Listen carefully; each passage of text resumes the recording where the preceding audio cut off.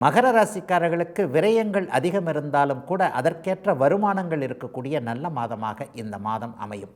3ஆம் இடத்தில் இருக்கக்கூடிய சனி பகவான் அனைத்து நன்மைகளையும் உங்களுக்கு செய்வார் என்பதாலும், உங்களை ஆட்டி படைத்து கொண்டிருந்த 7.5 வருட சனி பகவான் விலகிவிட்டார் என்பதாலும், இனிமேல் தொட்டது துலங்கக்கூடிய யோக நன்மைகள் நடக்கக்கூடிய நல்ல மாதமாகவே இந்த மாதம் அமைந்திருக்கிறது. 10ஆம் இடத்திற்கு குருவின் பார்வையில் இருப்பதால் வேலை, தொழில், வியாபாரம் போன்றவைகள் நன்றாக இருக்கும்.